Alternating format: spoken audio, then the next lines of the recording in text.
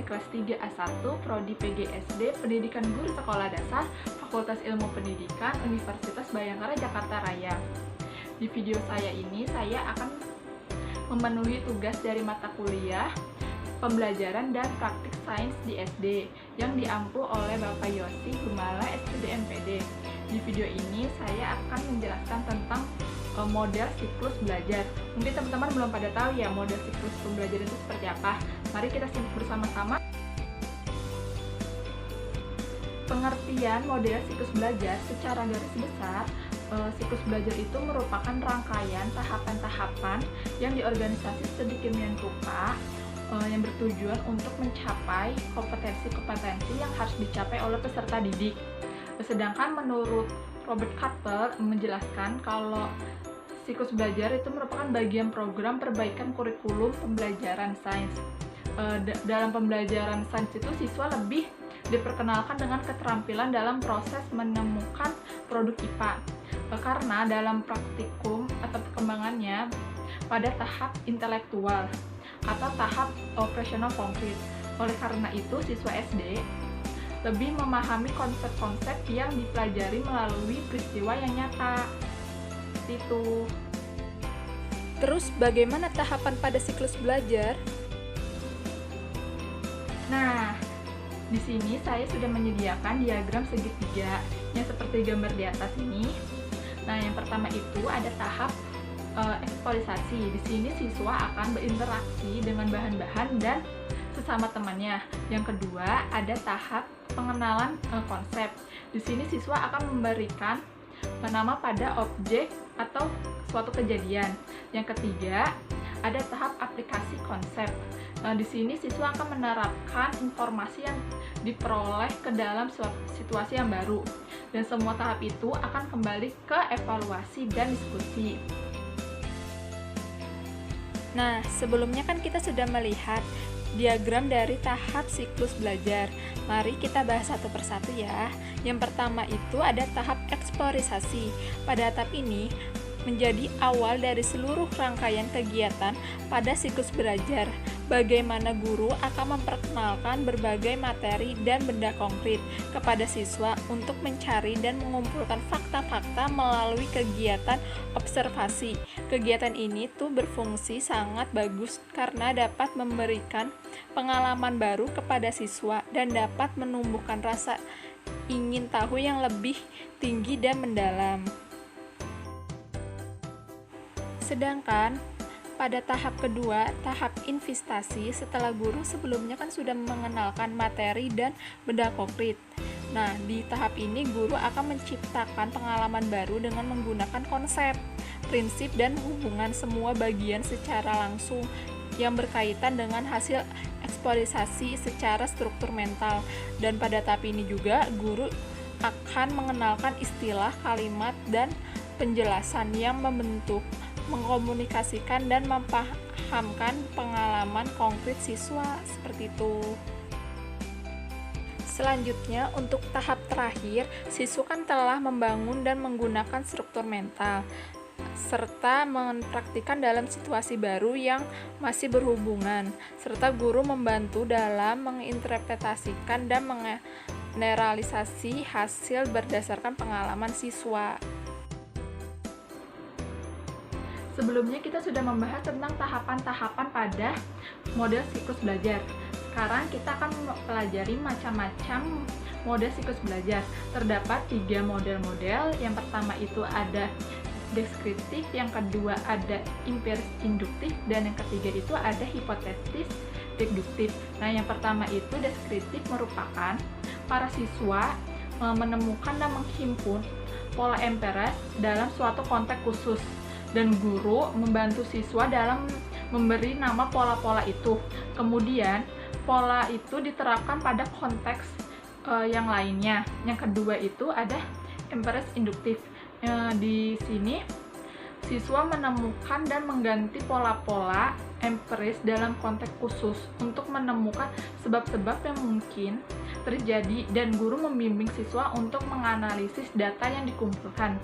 Yang ketiga itu ada hipotesis deduktif. Di sini itu akan dimulai dari tanda tanya seperti mengapa, dan siswa kan diminta merumuskan jawaban-jawaban terhadap pertanyaan itu. Selanjutnya menentukan konsekuensi eksperimen untuk diuji hipotesisnya, seperti itu. Selanjutnya, fase-fase dalam model siklus belajar. Nah, yang pertama itu ada pendahulu. Pada pendahulu ini, guru akan membangkitkan rasa keingintahuan dengan memberikan topik yang diajarkan dengan cara mengajukan pertanyaan tentang faktual dalam kehidupan sehari-hari. Kan dengan begitu, siswa akan memberikan respon atau jawaban, sehingga nih guru tahu akan pengetahuan awal siswa tentang pokok pembahasan yang lagi dibahas. Nah, yang kedua itu ada tahap eksplorisasi. Di tahap ini siswa akan melakukan kegiatan yang melibatkan siswa untuk menguji prediksi atau hipotesis dalam melakukan alternatif, yaitu seperti mencatat hasil pengamatan dan mendiskusikannya dengan siswa yang lain, sehingga nih dapat memberikan kesempatan untuk bekerja sama dalam bentuk kelompok-kelompok kecil. Dan fase di sini tuh guru hanya sebagai fasilitator. Yang ketiga itu tahap penjelasan. Di sini tuh bertujuan untuk melengkapi, menyempurnakan dan mengembangkan konsep yang diperoleh siswa untuk menjelaskan konsep yang sedang dipelajari, dan siswa mulai mengenal istilah-istilah dalam konsep yang dipelajari.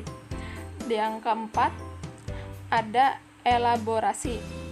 Di sini guru akan mengarahkan siswa untuk menerapkan konsep-konsep yang telah dipelajari dengan mempraktikannya dan menerapkannya pada situasi yang baru yang melalui kegiatan praktikum. Yang kelima, ada fase evaluasi. Di sini siswa akan belajar mendiagnosa pelaksanaan kegiatan belajar dan mengetahui pemahaman siswa mengenai konsep yang diperoleh, seperti itu. Selanjutnya ada strategi pembelajaran siklus belajar. Siklus belajar ini memiliki sifat fleksibel, tetapi urutan fase belajarnya bersifat tetap. Namun dalam beberapa kasus, siklus belajar juga dapat berubah, tetapi urutannya tidak dapat diubah atau dihapus. Karena kalau jika urutannya diubah atau dihapus, maka model yang dimaksud tidak berupa siklus belajar. Yang pada tahap Eijkman ini, guru memiliki kegiatan menyiapkan, membangkitkan minat siswa terhadap topik bahasan yang diajarkan, dan melakukan tanggung jawab dalam rangka mengeksplorasi pengalaman pertama. Sedangkan siswa memiliki kegiatan menyiapkan diri, mengembangkan rasa ingin tahu, dan memberikan respon terhadap pertanyaan guru. Yang kedua, pada tahap exploitation, guru memiliki kegiatan mengajak siswa untuk membentuk kelompok, memberikan kesempatan kepada siswa untuk berinteraksi dengan lingkungan, dan memberikan kesempatan kepada siswa untuk bekerja sama dalam kelompok kecil untuk diuji hipotesis dan mencatat pengamatan serta ide-ide. Sedangkan siswa memiliki kegiatan membentuk kelompok kecil, memanfaatkan untuk berinteraksi dengan lingkungan, dan bekerja sama dalam kelompok untuk menguji hipotesis dan mencatat hasil pengamatan. Terus terdapat tahap exploitation. Guru memiliki kegiatan mendorong siswa untuk menjelaskan konsep dengan kalimat mereka sendiri, memiliki bukti dari klarifikasi penjelasan mereka, dan mendengarkan secara kritis penjelasan antar siswa dan guru.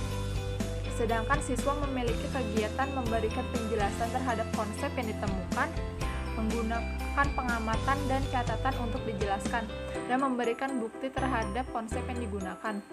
Terus pada tahap elaboration, guru memiliki kegiatan mengajak siswa mengaplikasikan konsep dan keterampilan yang telah mereka miliki terhadap situasi lain, sedangkan siswa memiliki kegiatan menerapkan konsep dan keterampilan yang telah dimiliki terhadap situasi yang lain. Yang terakhir ada tahap evaluation. Guru memiliki kegiatan mengobservasi pengetahuan dan kecakapan siswa dalam mengaplikasikan konsep dan perubahan berpikir siswa, sedangkan siswa memiliki kegiatan menjawab pertanyaan dari guru. Selanjutnya ada kelebihan dan kekurangan dari model siklus belajar. Kelebihannya yang pertama itu meningkatkan motivasi belajar. Dengan kita melibatkan langsung siswa nih secara aktif dalam proses pembelajaran akan menjadi nilai plus dalam meningkatkan rasa percaya diri siswa dan memberikan pengalaman nyata secara konkret. Yang kedua itu membantu mengembangkan sikap ilmiah. Itu penting karena sebagai guru kita tuh sudah harus bisa mengajarkan siswa didik kita untuk berpikir secara cerdas, kritis, dan dapat mengeluarkan gagasan serta pendapat mereka. Yang ketiga itu pembelajaran menjadi lebih bermakna karena belajar secara nyata atau dengan mempraktikkan, siswa akan lebih lama mengingat materi yang diajarkan dibanding hanya mendengarkan dari guru saja tanpa ada pengalaman langsung. Selanjutnya ada kekurangannya. Yang pertama itu efektivitas pembelajaran rendah jika guru kurang menguasai materi dan langkah-langkahnya. Oleh sebab itu, untuk melakukan kegiatan pembelajaran ini menggunakan model khusus belajar harus disiapkan secara matang agar tidak melakukan kesalahan atau melewatkan tahap tersebut. Yang kedua itu menuntut kesungguhan dan kreativitasan guru dalam merencanakan dan melaksanakan proses pembelajaran. Karena itu akan menjadi faktor penting nih dalam keberhasilan dari segala proses pembelajaran ini. Yang ketiga itu memerlukan pengelolaan kelas yang lebih terencana dan terorganisasi. Jika semuanya sudah terkendali, maka saat terjadi masalah dapat dijelaskan secara cepat dan tanpa menghambat rencana pembelajaran yang lainnya. Yang terakhir itu keempat, memerlukan waktu dan tenaga yang lebih banyak dan menyusun rencana dan melaksanakan pembelajaran. Karena model siklus ini kan belajar ini digunakan konsep konkret yang memerlukan benda nyata dan bahan-bahan yang tidak sedikit untuk melaksanakan prakteknya. Kenapa sih kita harus milih-milih materi? Jawabannya, karena di dalam proses pembelajaran, siswa akan mengalami langsung dan mendapatkan pengalaman konkret untuk mengembangkan pemahamannya. Beberapa penggunaan model siklus belajar tertentu disesuaikan dengan materi yang akan diajarkan. Model siklus belajar kan berorientasi pada peristiwa alam, saling terhubung, atau prinsip-prinsip yang terikat dengan beberapa konsep. Siklus belajar kan memberikan pengalaman konkret kepada siswa dengan tujuan untuk mengembangkan kemampuan. Oleh karena itu, materi tentang sifat-sifat bahan dan kegunaannya dianggap sangat tepat pada model siklus belajar ini karena memberikan pengalaman langsung dan pengalaman konkret seperti itu. Implementasi pada model siklus belajar ini kan mengajarkan tentang siswa untuk aktif selama kegiatan proses belajar dan mencari sumber-sumber belajar dengan melakukan observasi. Kegiatan itu bertujuan untuk membangun konsep-konsep sendiri dengan cara berinteraksi dengan lingkungan fisik. Oleh karena itu, siswa mempelajari materi secara bermakna dengan belajar dan berpikir. Pengetahuan dikonstruksikan dari pengalaman sendiri.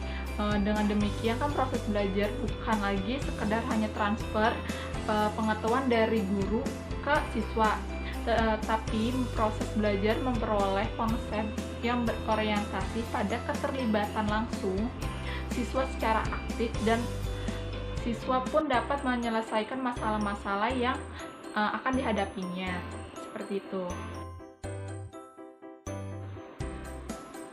Nah, setelah kita mempelajari dari pengertian model siklus belajar itu seperti apa sampai dengan implementasi model siklus belajar itu, nah kesimpulannya adalah model siklus belajar kan merupakan konsep, prinsip, atau hubungan-hubungan yang berorientasi pada peristiwa alam. Siklus belajar memberikan pengalaman langsung secara konkret kepada siswa dengan tujuan untuk mengembangkan pemahaman konseptual dengan panduan guru sebagai pendukung dan pembimbing dalam merumuskan dan menganalisis data dengan 3 tahap. Yang pertama itu eksplorisasi, yang kedua itu pengenalan konsep, dan yang ketiga itu penerapan konsep. Nah, sekian dari video pemaparan dari saya, kurang lebihnya mohon maaf. Wassalamualaikum warahmatullahi wabarakatuh. Sampai jumpa.